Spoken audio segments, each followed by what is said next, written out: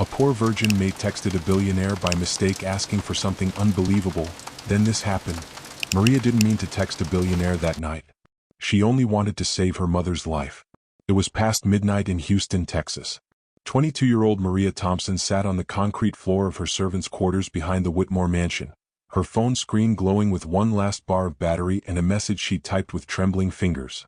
The rain hammered against the tin roof above her head, each drop echoing the panic thundering in her chest. Her mother was dying. The clinic had called 3 hours earlier with an ultimatum that shattered what little faith Maria had left in humanity. $80.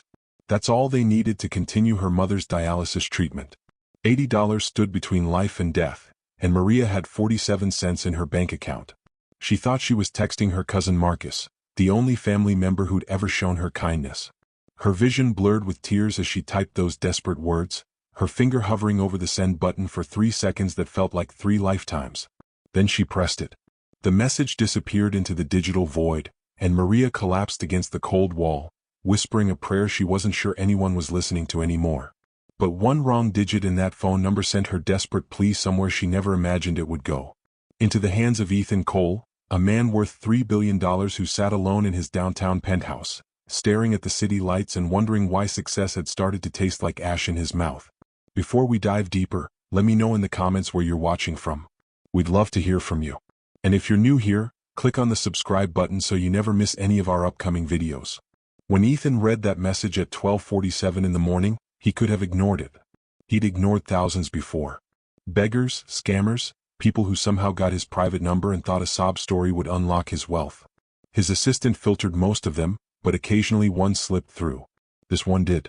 And something about those words stopped him mid-sip of his bourbon. The raw, honest desperation from someone who sounded like they'd already accepted defeat but was fighting anyway. Not demanding. Not entitled. Just begging for mercy in a world that had stopped showing any. He stared at the message for 5 full minutes. The rain outside matched the storm he saw in those words. Who was this woman who didn't demand but pleaded? Who apologized in advance for asking? And why did something about her message make him remember his daughter Sarah's last words before the kidney failure took her 7 years ago? Daddy, promise me you'll help people who can't help themselves. He'd built hospitals in Sarah's name. Founded a charity that had saved thousands of lives. But somewhere along the way he'd stopped seeing the people behind the numbers. The faces had blurred into statistics, and the gratitude had started to feel fake, performative. Maria Thompson had lived in Houston for 3 years, ever since her mother's diabetes spiraled into kidney disease and the medical bills started piling up faster than Maria could count. They'd moved from their small church community in Louisiana, chasing the promise of better healthcare and higher-paying jobs. What Maria found instead was the Whitmore mansion and a position as a live-in maid that paid $9 an hour and came with a servant's quarters that barely qualified as a room. It was 8 feet by 10 feet with a narrow bed, a plastic dresser, and a window that overlooked the garbage bins. But it was free housing, and every dollar she saved went straight to her mother's medical care at the county clinic 30 minutes away. The Whitmores were old money, the kind of family that treated their staff like furniture that occasionally needed dusting. Mrs. Whitmore would snap her fingers when she wanted Maria's attention, never bothering to learn her full name. To them she was just the girl, or the help. Maria cleaned 7 bedrooms, 4 bathrooms, a kitchen bigger than her childhood home, and a library filled with books no one ever read. She worked from 6 in the morning until 9 at night, 6 days a week. On Sundays, her only day off, she took 2 buses to sit beside her mother's hospital bed and read scripture aloud, believing that faith was the only thing they had left that couldn't be repossessed. Her mother Ruth had raised her on Proverbs and prayers after Maria's father died of a heart attack when she was 16, teaching her that a woman's virtue was her crown and that God had a plan even when the road looked dark. Maria had taken those lessons to heart. She'd saved herself, keeping her virginity as a promise to God and to herself that she wouldn't give away something sacred just because the world told her it didn't matter anymore. In a world that seemed to value nothing, Maria clung to the belief that some things were still worth protecting. She'd watched girls from her high school give themselves away to boys who'd forgotten their names by Monday morning, watched relationships built on lust crumble into bitterness and regret. Maria wanted something different, something sacred. She believed that when the right man came along, someone who valued her faith and her heart, the waiting would mean something. That her purity wasn't shame or weakness but a gift she was choosing to save. But faith was getting harder to hold on to. Every night, Maria knelt beside her narrow bed and asked God why he'd abandoned them. Why her father had died young, leaving them with nothing. Why her mother's kidneys were failing despite a lifetime of devotion to the church. Why Maria worked herself to exhaustion and still couldn't afford the medicine that would keep her mother alive. The questions piled up like unpaid bills, and the silence from heaven grew louder than any answer. She'd started to wonder if all those Sunday school lessons about God hearing every prayer were just pretty lies we tell ourselves to make the suffering bearable.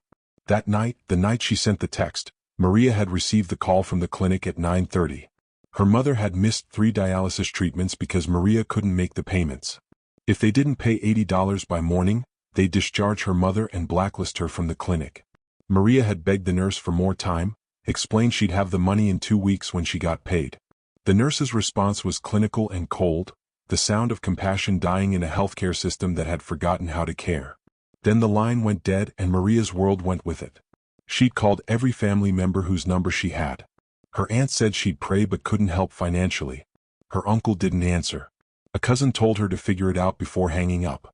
Marcus, her younger cousin who worked construction, was her last hope. That's who she thought she was texting when her shaking fingers mistyped the last digit of his number. One wrong number. One tiny mistake. That's all it took to change everything. 700 miles away, Ethan Cole sat in his penthouse and lived a life that looked perfect on paper. $3 billion in net worth. CEO of Cole Industries, an empire he'd built from nothing after dropping out of MIT at 19. Properties in 6 countries. A face that had graced the covers of Forbes and Time. At 43 years old, he had everything except the 2 things that mattered. His daughter Sarah was gone, buried in a plot overlooking a lake she used to love. And his ex-wife Jennifer had remarried and moved to California, unable to bear being in the same city where their daughter had died. Ethan hadn't always been bitter. Once, he'd been the kind of man who believed money could solve problems, that success meant having the power to change lives. When Sarah was diagnosed with kidney disease at age 9, he poured millions into research, hired the best doctors, built an entire wing at Children's Hospital in her name. But no amount of money could find her a compatible donor in time. She died at 12 years old, holding his hand and making him promise to use his wealth to help other sick children. He'd kept that promise at first. The Sarah Cole Foundation had funded free clinics, paid for transplants, provided medicine to families who couldn't afford it. In the first 3 years, they'd helped over 5,000 children. But then the vultures started circling. Fraudsters who faked sick children's photos and pocketed donations. Employees who embezzled funds. Families who took the money and spent it on vacations instead of medicine. The lies piled up until Ethan couldn't tell who genuinely needed help and who saw him as an ATM with a dead daughter's name stamped on it. He'd grown cold. Suspicious. His assistant now screened every request with the scrutiny of a CIA interrogator. 99% were rejected. The 1% that got through were investigated so thoroughly that by the time help arrived, it felt more like an audit than an act of kindness. Late at night, when the bourbon couldn't quite silence his thoughts, he wondered if he'd betrayed Sarah's final wish. If somewhere, his little girl was looking down and seeing not a father who helped people, but a man who'd let grief turn him into someone who assumed the worst in everyone. That's who he was when Maria's message appeared on his screen at 12:47 in the morning. A man who'd built walls so high that even genuine suffering couldn't climb them anymore. He read the message 3 times. Then he opened his laptop and ran a reverse phone search. The number came back to a Maria Thompson, age 22, with an address listed as servants' quarters in West Houston. No social media presence. No digital footprint beyond a few public records showing she'd worked minimum wage jobs her entire adult life. He pulled up satellite images of the address and saw the Whitmore estate, one of those old money mansions where the help lived in converted sheds behind the main house. Something twisted in his gut. This wasn't a scammer. This was a young woman who'd probably never asked anyone for anything in her life, forced to beg a stranger because no one else would help. He thought about Sarah again, about the promise he'd made, about how he'd let fear and bitterness turn him into someone who weighed every act of kindness on scales that measured worthiness. When had he started believing that suffering needed to be verified before it deserved compassion? At 1:15 in the morning, Ethan Cole did something he hadn't done in 3 years. He replied to a plea for help without investigating it first. He typed 4 words that would change 2 lives forever. Is your mother still alive? Maria's phone buzzed at 1:18, jolting her awake from where she'd fallen asleep on the floor. Confusion swept through her first, then panic. Marcus never stayed up this late. She opened the message with trembling fingers and felt her heart slam against her ribs. Wrong number. She'd sent her desperate plea to a complete stranger. Humiliation flooded through her, hot and shameful. She typed back quickly, apologizing, explaining the mistake, begging forgiveness for disturbing someone at this hour. She hit send and immediately wanted to throw her phone across the room. Could this night get any worse? The response came 30 seconds later, and Maria stared at it like it was written in a foreign language. Don't apologize. What clinic? What's your mother's name? Why would a stranger care? Was this some kind of cruel joke? People didn't just help random people who texted them by mistake. That wasn't how the world worked. But something in her chest, some tiny flame of hope she thought had gone out, flickered back to life. She typed the information with shaking hands, explaining she couldn't ask for money from a stranger, that this was all a horrible mistake. His response made her breath catch in her throat. You didn't ask. You made a mistake. And sometimes mistakes are how God gets our attention. How much do they need? Maria's hands were shaking so hard she could barely type the amount. $80. Just $80. She added that she'd have her paycheck in 2 weeks, that she could handle it then, that she shouldn't have bothered anyone. She sent her bank details. His next message stopped her spiraling thoughts completely. Maria, check your bank account in 5 minutes. And stop apologizing for asking for help. That's what we're supposed to do for each other. She sat there counting each second like it might be her last. Then she opened her banking app with fingers that had gone numb. The number that appeared made no sense at first. Her brain couldn't process it. $80,000. Not 80. 80,000. Maria's phone slipped from her hands and clattered on the concrete floor. She scrambled to pick it up, her breath coming in short gasps that sounded like drowning. This had to be a mistake. A technical glitch. No one transferred $80,000 to a complete stranger at 1:30 in the morning. She typed back frantically, explaining the error, asking who he was, insisting she couldn't accept this. His response was immediate and final. No mistake. Call the clinic. Get your mother treated. The rest is for whatever comes next. You don't owe me anything. You don't need to know who I am. Just take care of your mother. Maria read those words 10 times, then 20, then she stopped counting and just wept. Her entire body shook with sobs that had been building for years, all the fear and exhaustion and loneliness pouring out in a flood she couldn't control. She'd been so certain God had stopped listening. So sure she was alone in this darkness. But maybe, just maybe, prayers did get answered. Even when they were sent to the wrong number. At 2 in the morning, she called the clinic and listened to the nurse's tone shift from irritation to warmth when Maria said she had the money. When her mother's weak voice came on the line asking what happened, Maria could only say through tears, God sent us an angel, Mama. A real angel. She tried to text the stranger back to thank him, but the message wouldn't deliver. The number had been disconnected or blocked. Whoever he was, he'd vanished as quickly as he'd appeared, leaving behind a miracle that Maria's rational mind still couldn't fully accept. She knelt on that cold concrete floor and prayed for the first time in months with something other than desperation. She prayed with gratitude, with wonder, with the tentative rebirth of faith that maybe she wasn't as alone as she'd thought. What Maria didn't know was that the man she was thanking was already making plans to find her. And what Ethan didn't know was that this impulsive act of kindness was about to unravel a conspiracy that would shake Houston's elite to its core. Drop a comment right now and tell us, would you have responded to that text? Or would you have assumed it was a scam? Let us know what you're thinking, because what happens next will blow your mind. Don't forget to subscribe. Ethan didn't sleep that night. After transferring the money, he sat in his office and felt something he hadn't felt in years. Not satisfaction exactly. More like the absence of the constant ache that had lived in his chest since Sarah died. For 3 hours, he'd helped someone without committee meetings, background checks, or calculated risk assessments. He'd just acted on instinct, on compassion, on the belief that some cries for help were real and deserved to be answered without interrogation. But by sunrise, the logical part of his brain kicked back in. He'd sent $80,000 to a stranger based on a single text message. His board would lose their minds. His ex-wife would say he was having another breakdown. His therapist would probably add an extra session this week. He pulled up every piece of information he could find on Maria Thompson, not because he regretted helping her, but because he needed to know if his instincts had been right. What he found surprised him. Maria had graduated high school with honors but couldn't afford college. She'd worked 3 jobs simultaneously to support her mother after her father died. Every social media account she'd once had was deleted, probably to avoid the shame of asking for help publicly. Her employment history showed 7 years of minimum wage work with 0 complaints from employers. This wasn't a con artist. This was a young woman who'd been dealt a brutal hand and was playing it with more grace than most people who had everything. The information should have satisfied his curiosity. Instead, it created new questions. Who lets a 22-year-old woman with her intelligence waste away cleaning someone else's mansion? What kind of family abandons one of their own when she's desperate enough to text strangers? An idea formed, reckless and impulsive and completely unlike him.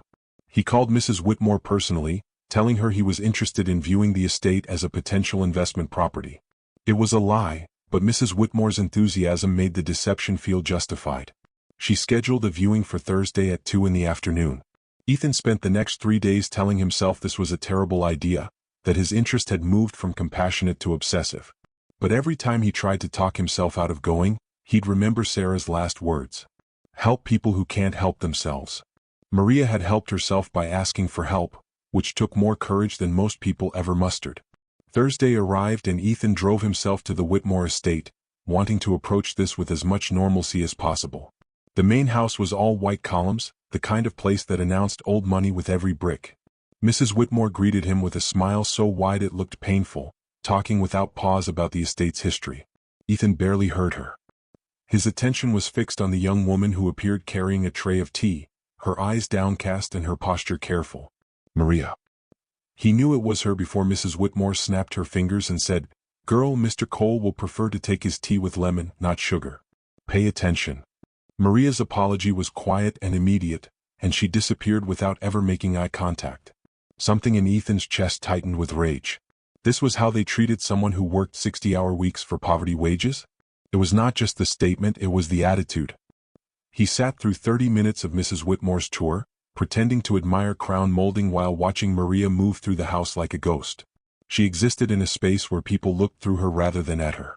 Every time Mrs. Whitmore snapped her fingers or called her girl, Ethan's resolve strengthened. When the tour ended, he made his move.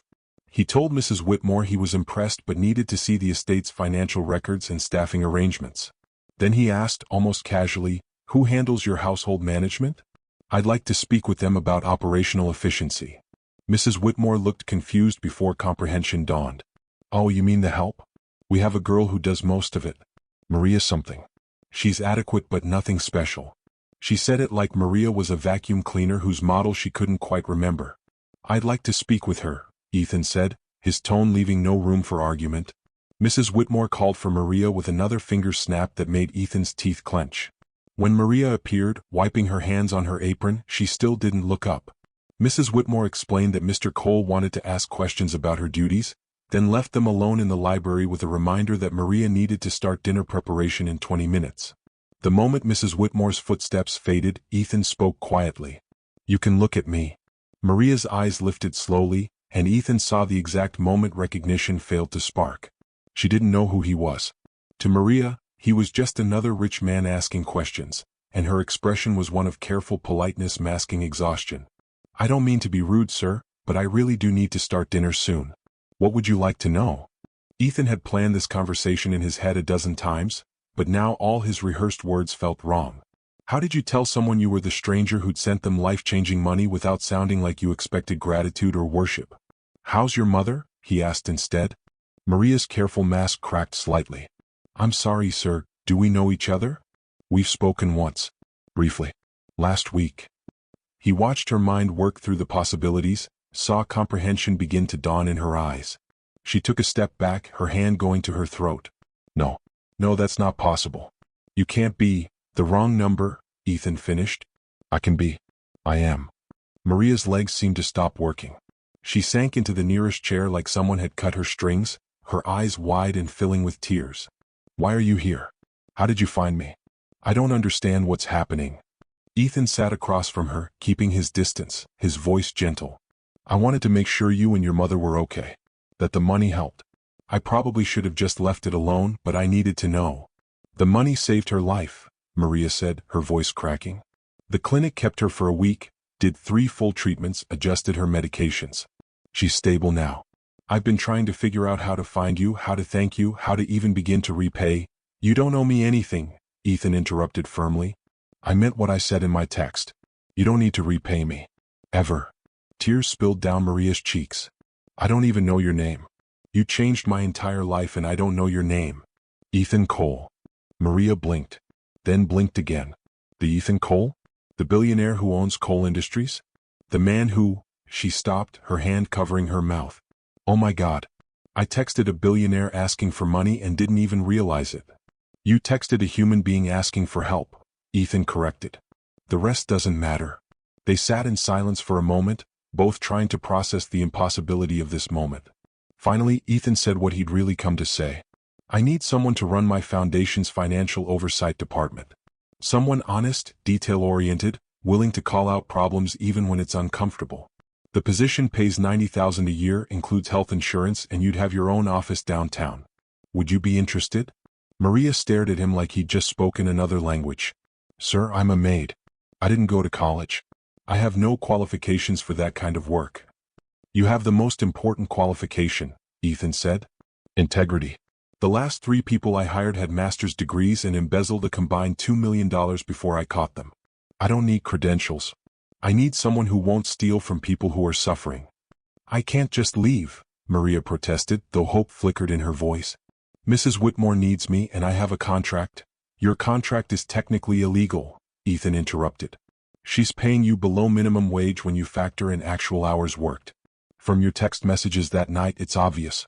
One call to the labor board and she'd face serious fines.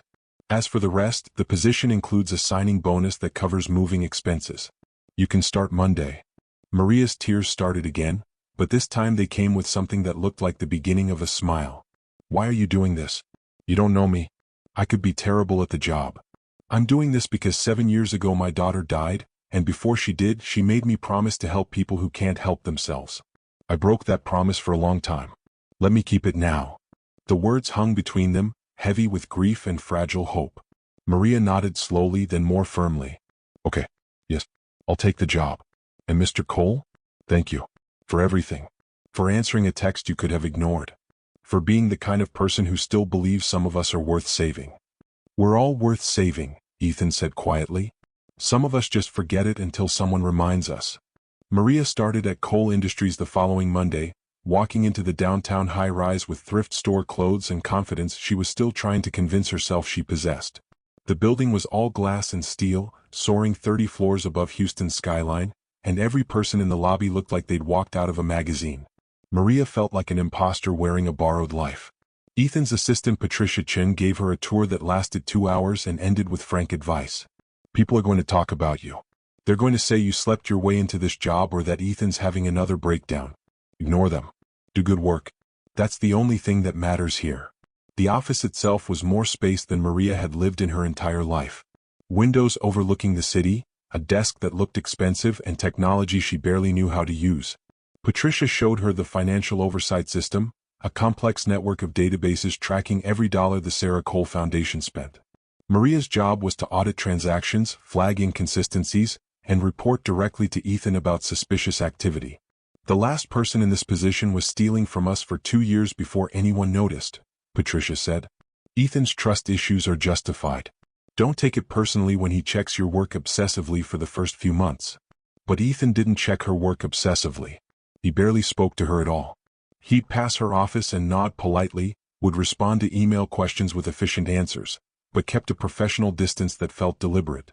Maria told herself this was appropriate, that maintaining boundaries was the right thing.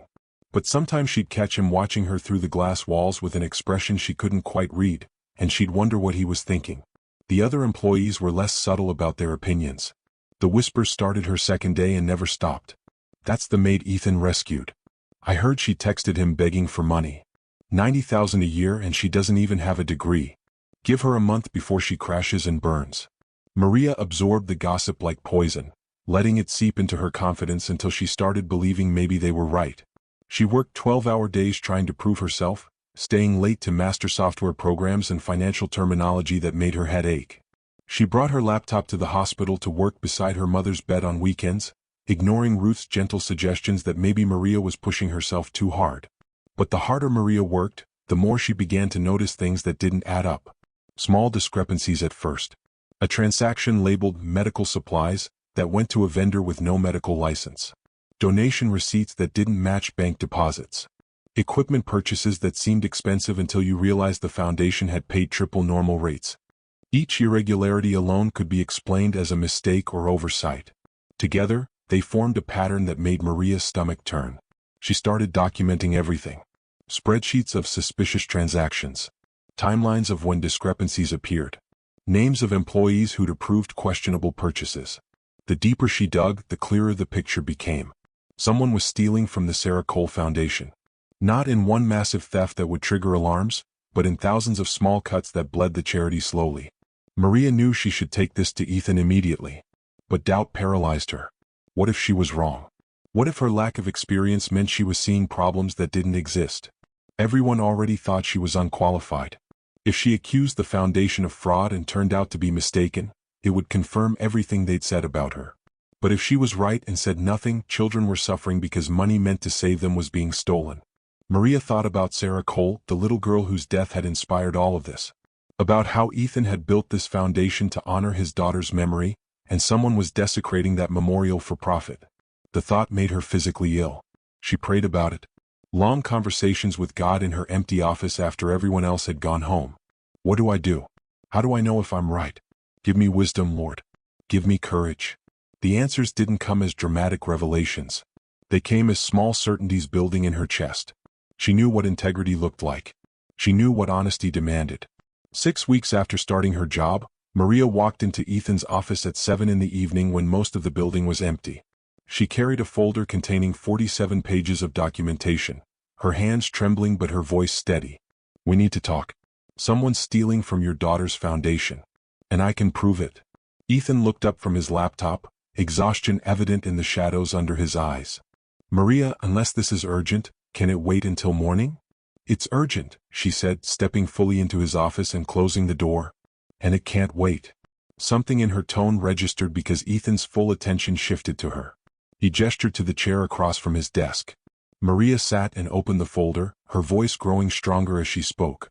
For the past 6 weeks, I've been auditing every transaction the foundation has made in the last 3 years.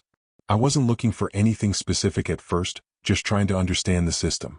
But I kept finding inconsistencies. She spread the first set of documents across his desk. Look at these medical supply purchases. The foundation has been buying from a company called Medcore Solutions for 2 years. Every invoice is approved, every transaction looks legitimate. But when I looked up Medcore Solutions, they don't have a medical supply license. Their business registration lists them as a consulting firm. Their address is a P.O. box in Delaware. Ethan's expression shifted from tired to alert. He pulled the documents closer, scanning them with quick comprehension. There's more, Maria continued. Equipment purchases marked up 300% above market value. Donation receipts that don't match amounts actually deposited. Administrative fees going to shell companies that don't seem to do any actual work. I've documented over 200 suspicious transactions totaling approximately $4.3 million over the past 3 years. The number hung in the air like a physical weight. Ethan's jaw clenched, a muscle twitching beneath his skin. $4 million. $4 million stolen from sick children while I was... He stopped, his hands forming fists on his desk. Oh, who's behind this? Maria hesitated, this being the part she dreaded most. The approval signatures all trace back to 3 people. Your Director of Operations, Marcus Webb. Your Chief Financial Officer, Linda Hartley. And your Foundation President, Thomas Brighton. Ethan's face went pale. Thomas Brighton had been his friend for 15 years. Had stood beside him at Sarah's funeral. Had been there during the darkest days after the divorce. The betrayal was written across Ethan's features in real time, shock giving way to fury giving way to something that looked like grief. Are you absolutely certain? Because if you're wrong... I've checked everything 3 times, Maria said firmly. I wanted to be wrong, Mr. Cole. I spent weeks trying to find alternative explanations. But the pattern is too consistent. The money is being funneled through fake vendors and shell companies, and these 3 people are the only ones with authority to approve transactions at this level without additional oversight. Ethan stood abruptly, turning to face the windows overlooking the city. His shoulders were rigid with tension. Thomas used to bring Sarah presents when she was in the hospital. Made her laugh when she was too sick to smile. I trusted him with my daughter's legacy. I'm so sorry, Maria said quietly. I know this isn't just professional. It's personal. Sorry? Ethan turned back to face her, and Maria was startled to see tears in his eyes. You have nothing to apologize for. You did exactly what I hired you to do. You found the truth when everyone else either missed it or chose not to see it. Do you understand how rare that is? How many people would have looked the other way because confronting this would be uncomfortable or risky? Maria's throat tightened. I thought about it. I was terrified I was wrong. That I'd lose my job and look like a fool. But then I thought about your daughter. About what you built in her memory. And I couldn't stay silent while someone destroyed that. Ethan walked around his desk and did something completely unexpected. He pulled Maria into a brief, tight embrace. Thank you. Thank you for having the courage to tell me. Thank you for caring about something that wasn't your burden to carry. When he released her, Maria wiped her eyes quickly, professional boundaries reasserting themselves. What happens now? Now we contact the FBI, Ethan said, his voice hardening with resolve. We turn over every piece of evidence you've compiled. We let the justice system handle Thomas and the others. And we rebuild this foundation the right way. He paused, looking at Maria with an expression that was part admiration, part something deeper. You know what the incredible part is? 6 weeks ago you were cleaning houses for $9 an hour. Now you've just saved my daughter's foundation from people who've been stealing from it for years. Everyone who said you weren't qualified was wrong. Including, sometimes, you. Maria felt heat rise in her cheeks. I'm still figuring things out. I make mistakes every day. We all do, Ethan said softly. The difference is you're willing to admit it and learn from it. That's not a weakness. That's integrity. 6 months passed. 6 months of FBI interrogations, media circuses, sleepless nights, and slow, painful healing. Justice was served. And Maria began to trust herself more. Her instincts, her nudges, and the patterns she noticed even when others see nothing. Now, I want to ask you something. If you'd been Maria that night, would you have had the courage to send that text? When you're drowning and every voice in your head says you're alone, do you still reach out? Or do you let pride and fear silence you until it's too late? And if you'd been Ethan, would you have answered?